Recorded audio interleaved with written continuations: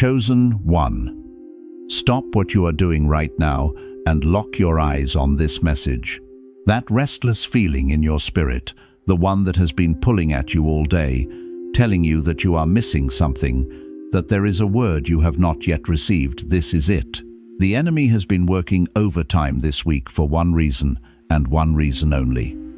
He knows that what you are about to hear will permanently dismantle every lie he has spent months building inside your mind. It all ends today. The confusion, the silence, the feeling that heaven has gone quiet on you. But you need to understand something critical before we go any further. It is not ending because time ran out. It is ending because God is done waiting for you to be ready, and He has decided to move anyway. Think back to that moment earlier this week when you almost stopped, when you almost put the phone down, closed the app, walked away from your prayer, and told yourself it was not working. You did not know it then, but that moment of staying, that one small act of not quitting, was the turning point. That was the moment heaven marked your file and said enough is enough. You did not delay your breakthrough. You triggered it. You did not find this message by accident. The algorithm did not bring you here. God did. This is a divine appointment that was written into your timeline before the foundations of the earth were laid. You are not here by chance. You are here by assignment. Stay until the very last second of this message, because in the next few minutes, I am going to deliver to you the final instructions God has been trying to get to you all week. I am going to expose the specific lie the enemy planted in your mind to keep you from receiving them. And at the end, I am going to give you a declaration so precise and so targeted that when you speak it, it will permanently close the door on the season that has been draining you. Do not scroll past this. The version of you that has been on your knees asking God why He has gone silent, this is the moment the answer arrives. If you leave now, you leave 1 minute before the verdict is read. I know what the last 72 hours have felt like. The atmosphere in your life has not just been still. It has been suffocating, like the whole world kept moving and you were standing in the middle of it, frozen, watching everyone else receive what you have been believing for. Maybe you were lying in bed last night, staring at the ceiling with a weight on your chest that you could not explain, running through every decision you have made in the last 6 months, wondering where it went wrong. Or maybe you were mid-conversation with someone this week, and you felt it, that hollow ache behind your ribs, the one that tells you something important is overdue, and you are starting to lose faith that it is ever going to arrive. You feel like you are standing in a hallway with every door closed, not locked, just closed, and you are afraid to reach out and turn a handle because you do not know if you can survive another door that will not open. And in that hallway, in that silence, the enemy has been whispering a very specific lie. He has been telling you that the reason God has gone quiet is because God is finished with you. He has been replaying every moment you fell short this year. That moment when you reacted instead of responded. That moment when your faith wavered and you said out loud that you were not sure anymore. That moment when you stopped reading, stopped praying, stopped believing at full strength. The accuser is telling you that those moments disqualified you, that you missed the window, that these final instructions were meant for someone who held it together better than you did. But I need you to hear what the scripture actually says about this moment. Romans 11:29 says, "The gifts and the calling of God are irrevocable." Listen to what that means. Not conditional, not revocable, not subject to your worst week or your lowest moment. Irrevocable. The calling God placed on your life before you were born cannot be cancelled by a moment when your faith cracked under pressure. The assignment written into your DNA does not expire because you had a season where you struggled to believe at full volume. The enemy wants you to think you are disqualified, but God is standing in that hallway with you right now, and He is not handing you a rejection letter. He is handing you final instructions. The silence you have been living in is not absence. It is preparation. It is the deep breath before the declaration. It is the moment before a general gives the order to advance. You are not being abandoned. You are being positioned. The exhaustion you feel is not the weight of a life falling apart. It is the weight of a season that is finally, completely, irreversibly over. You did not miss the window. You walked right through it without realizing it. And everything you felt this week, every crack, every moment of doubt, every conversation you walked away from instead of escalating, that was not weakness. That was the final test. And you passed it. Because here's what no one tells you about the ones God has chosen. The preparation doesn't look like preparation. It looks like loss. It looks like delay. It looks like everyone else moving forward while you stand still, wondering if you missed something, wondering if God forgot your name. But He didn't forget you. He's been building you. And everything you've been through, every closed door, every silent season, every relationship that ended without explanation, was instruction disguised as interruption. Think about what a master craftsman does before he presents his finest work. He doesn't rush the process. He doesn't skip the fire or abbreviate the refining. He works slowly, deliberately, with a precision that looks from the outside like nothing is happening. The clay doesn't understand the pressure of the potter's hands. The gold doesn't comprehend the necessity of the furnace. And you, standing in the middle of your own process, feeling the heat of seasons that haven't broken yet, feeling the silence of a God who seems to have gone quiet. You don't always have the vantage point to see what's being formed, but that doesn't mean the forming has stopped. It means you are in the hands of someone who works in depths that your eyes cannot yet see. Isaiah 64:8 declares it plainly, "Yet you, Lord, are our Father. We are the clay, you are the potter. We are all the work of your hand. You are not abandoned material. You are unfinished masterpiece. And the potter is still at the wheel. Every closed door you've grieved was a redirection that your limited sight couldn't read as mercy in the moment. Every silent season you endured was a classroom with no visible teacher, where the lesson was being written not on paper, but into the fiber of your character. Every relationship that ended without explanation, every door that shut before you could understand why those were not accidents in your story. They were edits. And the author of your life doesn't make mistakes when he edits. He removes what would have diluted your purpose, separated what would have misdirected your path, and closed what would have led you into a chapter that was never part of the original manuscript. He wrote for you before time began. Some messages don't just inform, they activate. If something stirred deep in your spirit just now, you may be ready to receive the Chosen One's blueprint. This sacred guide reveals the 8 divine patterns behind your calling, your suffering, and your destiny. It also comes with the full audiobook, so you can absorb it during prayer, rest, or quiet moments with God. And for those called to speak His truth, you'll also receive Activating Your Prophet Mantle, a powerful bonus ebook for those carrying a prophetic assignment. The link is in the first pinned comment, but only for a limited time. Now stay with me, because what I'm about to take you through isn't a list of things to do.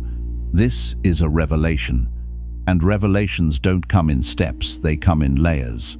Each one deeper than the last, each one exposing something you didn't know was there.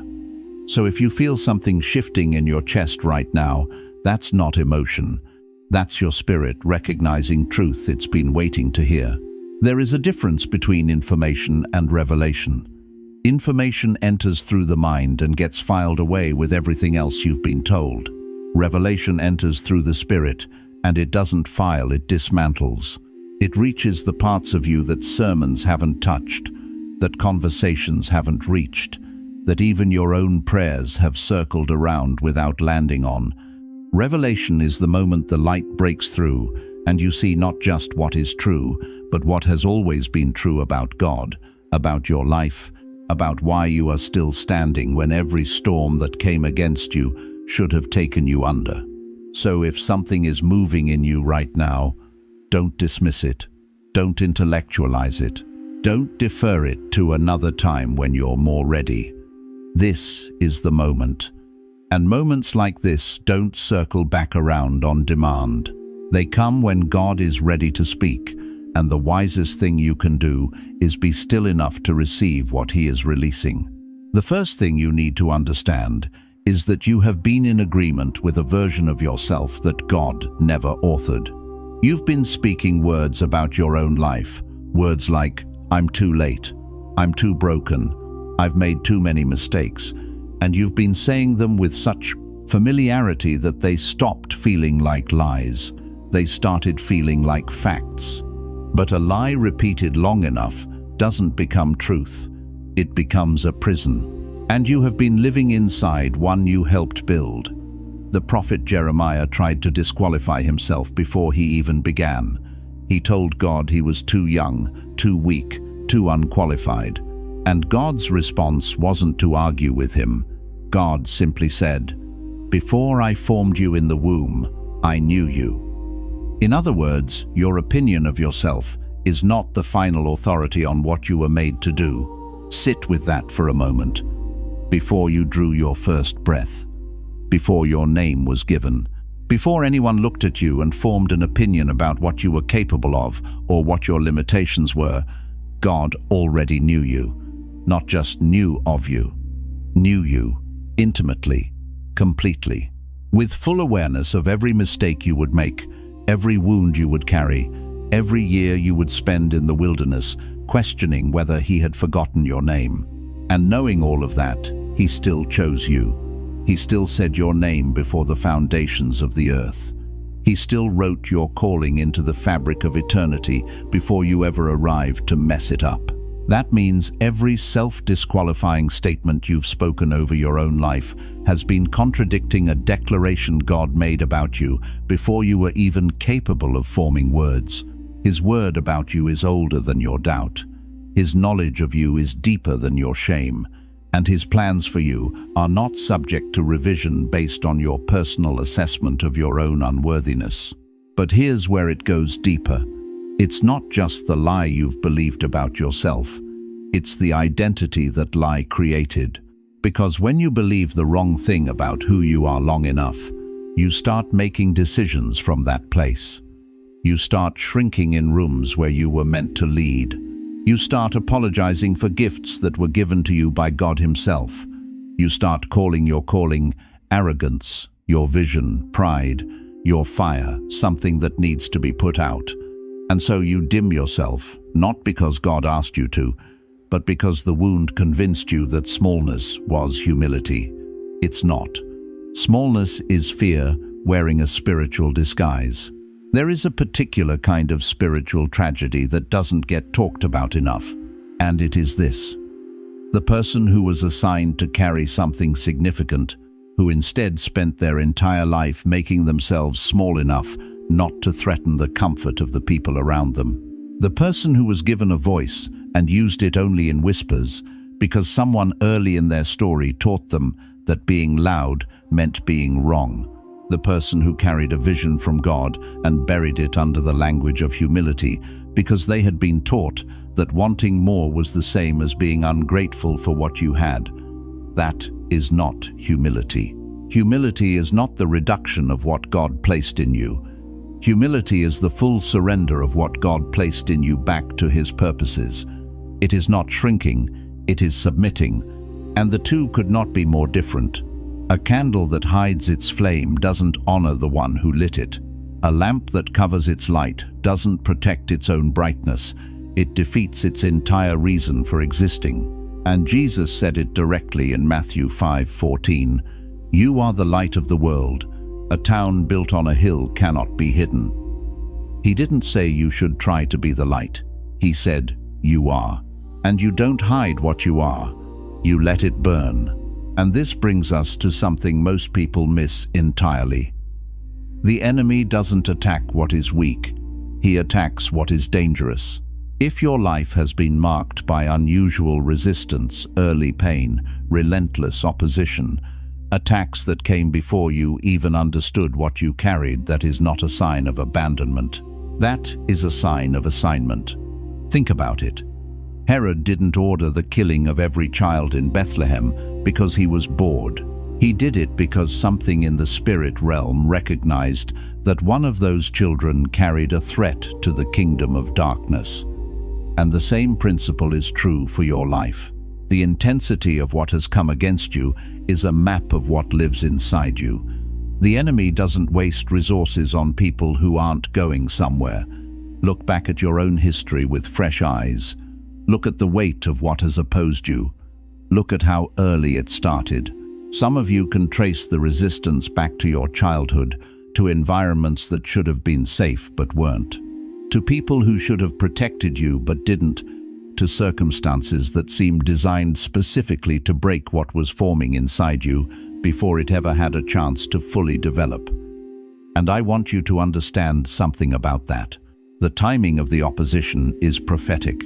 When the enemy moves early, it means he perceived something early. He recognized what was coming before the world did, before you did. The warfare you experienced in your youngest, most vulnerable years was not random cruelty. It was targeted strategy against a calling that the kingdom of darkness could already see on the horizon of your life. And if the enemy has been strategic in his opposition, how much more strategic is the God who designed your purpose and has been engineering your preparation with every single detail of your story? Coming up, the hidden agreement you've been honoring without realizing it, and why it has the power to stop everything God is trying to release in your life. Stay with me, because once that truth about spiritual opposition lands, something else has to be addressed, and this is the part that requires honesty. You have been loyal to people, systems, and voices that were never assigned to your destiny. And I want to say that with compassion, because the loyalty came from love. You stayed because you're the kind of person who stays. You kept showing up because walking away felt like betrayal. But there is a difference between loyalty and soul ties that were never sanctioned by heaven. There are connections in your life right now that are draining what God is trying to fill. And until you discern the difference between a divine appointment and a spiritual anchor, you will keep carrying weight that was never meant to be yours. Some of those connections were beautiful once. Some of them carried real love, real meaning, real history. That's what makes the discernment so painful, because you're not being asked to judge the people involved. You're not being asked to condemn or diminish what was real between you. You're being asked to recognize that not every meaningful relationship is a destined one. Not every person you love is assigned to your next chapter. And not every environment that once nurtured you is capable of sustaining the version of you that God is now building. There are seasons that serve their purpose and then close. There are relationships that were meant to bring you to a certain place and not beyond it. And holding on to what God has already released out of loyalty, out of grief, out of fear of the space that will be created when you let go, is one of the most effective ways the enemy uses beautiful things to keep you from your next breakthrough. David understood this.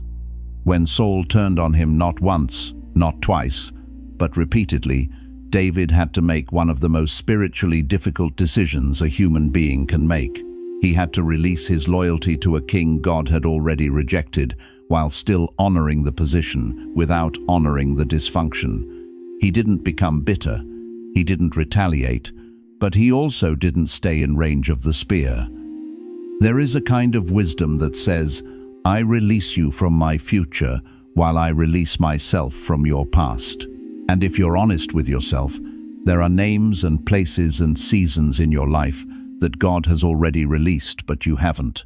There are spears in your life right now that you keep stepping back into range of because the hand that throws them once belonged to someone you loved, someone you served, someone who was a king in your story before the anointing shifted. And God is not asking you to stop loving them. He is asking you to stop positioning yourself as the target of what they can no longer contain. because the spear that Saul threw was not a personal rejection of David's worth. It was the overflow of Saul's own spiritual deterioration. And if David had stood still and received it, the loss would not have been David's dignity. It would have been his destiny. Some things you have to move away from, not because they are evil, but because your continued proximity to their decay is costing you something God cannot afford to let you lose. And just when you think that's the hardest thing you'll hear today, there's one more layer beneath even that. Because it's not just the external connections that are holding you, it's the internal conversation. There's a voice in your own mind that has been framing your story in a way that keeps you circling the same ground. It sounds like wisdom because it uses your own language. It sounds like caution because it knows your history. But it is not the voice of the Most High. It is the voice of every wound that never healed, every disappointment that never got processed, every time someone told you that you were too much or not enough. And that voice has been narrating your life as if it has authority. It doesn't, but you have to consciously stop giving it the floor. Because here's what that internal voice does that is so insidious it doesn't announce itself as the enemy. It announces itself as reason. It wraps its conclusions in your own experience, in your own memories, in the actual documented evidence of times when things went wrong and people left and doors didn't open. And so it feels like it's protecting you. It feels like the responsible, mature, spiritually sober voice in the room. But Romans 8:6 draws the line with stunning clarity. The mind governed by the flesh is death, but the mind governed by the Spirit is life and peace. The voice that sounds like caution but keeps you paralyzed is not the Spirit. The voice that sounds like humility but keeps you hidden is not the Spirit. The Spirit of God produces life.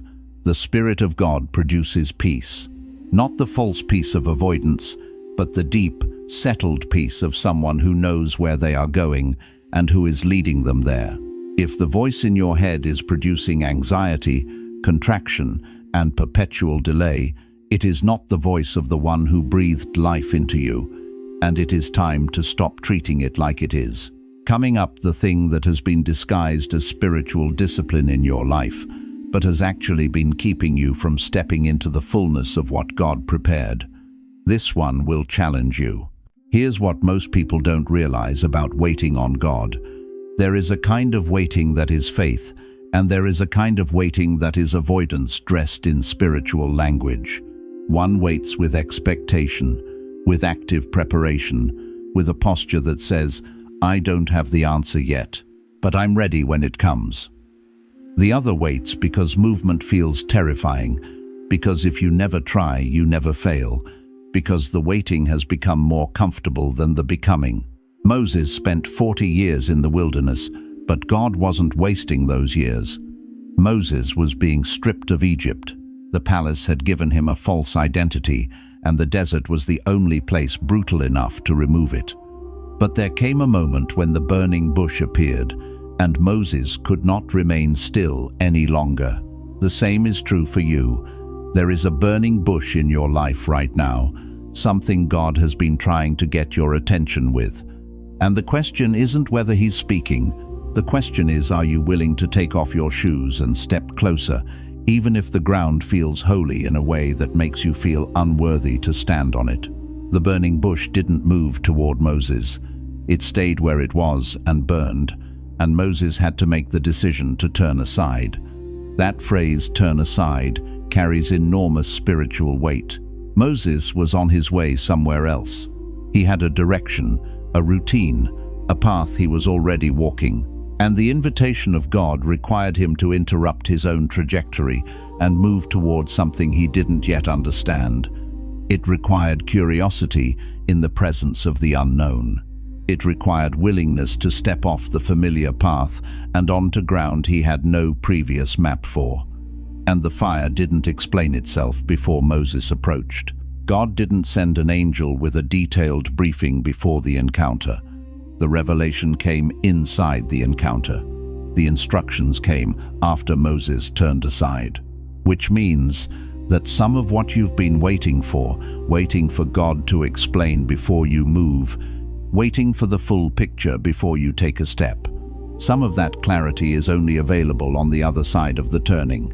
You cannot receive the fullness of what God is saying from the distance of your hesitation. Some instructions are only delivered in proximity, because here's the transition that most people in a season of preparation never make, and it's the one that determines everything.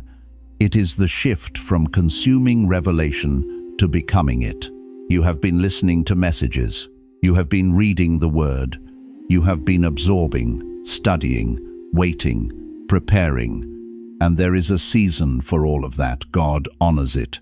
But there comes a moment in every chosen life when the preparation period closes and the activation begins. And activation doesn't feel like confidence. It doesn't feel like clarity. It feels like stepping off the edge of something familiar and trusting that the ground will be there when your foot lands. Elisha watched Elijah for years. He served. He observed. He learned. But the moment the mantle fell, he couldn't look to Elijah anymore. He had to pick it up himself. And he had to strike the water alone, with no guarantee it would part the same way it had for his teacher. Think about the enormity of that moment for Elisha, the man who had carried the anointing he had watched and followed and served under gone. The confirmations were gone. The model was gone. The living proof that it was possible was gone. And he stood at the edge of the Jordan River with nothing but a cloak and a question forming in his own spirit. Does the same God who was with Elijah show up for me? And he struck the water. He didn't strike it with the confidence of a man who had done it before. He struck it with the desperation of a man who had nothing left but faith and the audacity to try. And the water parted. Not because Elisha had earned it, not because he had proven himself sufficient, but because the God of Elijah was also the God of Elisha, and he honors the strike of faith even when the hand holding the mantle is trembling. Your trembling hands are not disqualified hands. Your uncertain steps are not faithless steps. The God who split the Jordan for Elisha is the same God looking at you right now, waiting for you to strike the water. And what's coming next will likely surprise you because it always does. Most people believe that the final barrier to their breakthrough is external. They're waiting for the right person to open the door, the right season to arrive, the right circumstance to line up. But the real confrontation, the one that cannot be bypassed, is internal. And here's the hidden root most people never name. It is the fear of your own greatness, not the fear of failure, not the fear of rejection, the fear of actually becoming who God said you are. Because if you rise, you become visible. And visible means vulnerable.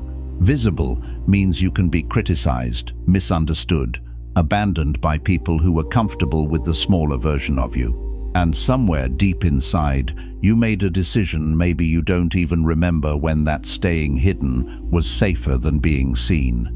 You called it humility. You called it wisdom. You called it waiting on God. But it was fear. And it has been masquerading in spiritual clothing long enough. The fear of greatness is one of the most sophisticated fears a human being can carry because it doesn't look like fear at all. It looks like patience. It looks like caution. It looks like not wanting to get ahead of God. And all of those things are legitimate spiritual postures when they come from the right place. But when they are being used as a shield against the terror of becoming fully visible, fully responsible, fully accountable to the weight of the thing God placed inside you, they become something else entirely. They become the fig leaves of Eden, a covering for nakedness, a way of hiding from the voice of God when he walks through the garden asking, "Where are you?" And you have been answering that question the same way Adam answered it, not with your location, but with your fear. I was afraid, and I hid. But God is not looking for the hidden version of you. He is calling for the whole one. He is calling for the one who has been through the fire and not been consumed. He is calling for the one whose very survival of the wilderness is proof that something divine is at work. He is calling your name. And the fullness of your answer matters. There's something beneath even that. The thing that has been blocking you isn't the enemy. It isn't your past. It isn't the people who hurt you, or the doors that closed, or the years that felt wasted. The thing that has been blocking you is an unspoken agreement you made with your own limitations. A quiet moment somewhere in your story where the pain became so great that you decided unconsciously, spiritually, that wanting less was the safest way to avoid losing more. And God is not angry with you for making that agreement. He understands the wound that led to it, but He is asking you right now, in this moment, to break it, to revoke it, to declare out loud that the God who formed you before the foundations of the earth did not bring you this far to leave you reduced. He brought you here to restore you to the full measure of what you were always made to be. There are covenants we make with pain that we never intend to make. We don't sit down and formally agree to a smaller life. The agreement happens in the moment of deepest hurt, when the soul reaches for the nearest available comfort and finds it in contraction, when the loss is great enough, when the betrayal is deep enough, when the failure is public enough. Something inside decides that expansion is no longer safe. And from that moment forward, the life begins to organize itself around the boundary of that decision. You stop applying for certain things. You stop believing certain prayers will be answered for you specifically. You stop letting yourself want with the kind of full-hearted intensity that would expose you to the kind of full-hearted devastation you've already survived once. And God sees all of it. He sees the original wound. He sees the moment the agreement was made. He sees every year you've spent inside the reduced version of the life He intended. And His response is not condemnation. It is invitation. Joel 2:25 carries one of the most staggering promises in all of Scripture. I will restore to you the years that the locust has eaten. Not some of the years, not the years that were wasted through your own deliberate choices. The years, all of them, the ones taken by loss, the ones swallowed by delay, the ones spent inside the agreement you made with your own limitations. God is a God of restoration so complete that even time itself bends to His purposes. And the final thing, the unexpected thing, the thing that reframes everything you've just heard, is this. You have been asking God to confirm your calling, but God has been waiting for you to accept it. He's not withholding, He's waiting. Because the breakthrough you're asking for requires a version of you that you haven't fully agreed to become yet. The moment you say yes, not halfway, not conditionally, not when it feels safer, but completely yes, is the moment the instructions you've been waiting for start to move. The confirmation you have been praying for is not on the other side of more prayer. It is on the other side of more surrender. Because God does not confirm to the version of you that is still negotiating the terms of the calling. He confirms to the version of you that has already laid down every condition, every caveat, every yes, but. Abraham didn't receive the fullness of the covenant until he placed Isaac on the altar. Not because God wanted Isaac, but because God wanted Abraham's unconditional yes. He wanted to know, and more importantly, He wanted Abraham to know that nothing had been held back, that the surrender was complete, that the love for God exceeded even the love for the promise. And when Abraham's hand reached for the knife, the provision appeared. The ram in the thicket was already there. It had been there the whole time. God wasn't waiting for Abraham to prove something to him. He was waiting for Abraham to discover something in himself that when everything else was released, God would be enough. And He is enough for you too. The provision you need is already in your thicket, but the altar has to come first. Place your hand on your heart and declare this with me. I release every agreement I made with my own limitations. I break every soul tie that was draining what God was trying to fill. I silence every voice that was narrating my story with fear and calling it wisdom. I receive the fullness of what I was made to carry. I step out of the waiting that was avoidance and into the waiting that is preparation completed. I am not too late. I am not too broken. I am not disqualified by what I've been through. I am refined by it. I accept my calling completely and without condition. I pick up my mantle, I strike the water, and I walk forward knowing that the God who chose me before I was formed has never not once changed his mind about me. My breakthrough is not coming, it is already here, and I walk into it now. Let that declaration settle in your spirit. Don't rush past it. The words you just spoke are not empty ritual, they are spiritual declaration. And spiritual declaration has creative power. Proverbs 18:21 tells us that death and life are in the power of the tongue. What you have just spoken over your own life has the power to shift the atmosphere of your story, not because of the volume or the eloquence of the words, but because of the God who is listening, because of the covenant that underlies them, because of the truth that has always been true about you, waiting for your agreement to fully activate what was already written. If this message reached something in you that needed to be reached, don't let this moment pass without honoring it. Share this with someone whose spirit has been silent too long. Leave a comment and tell God and yourself what you're stepping into, because chosen ones don't just consume revelation, they carry it forward, and you were always meant to be one of them.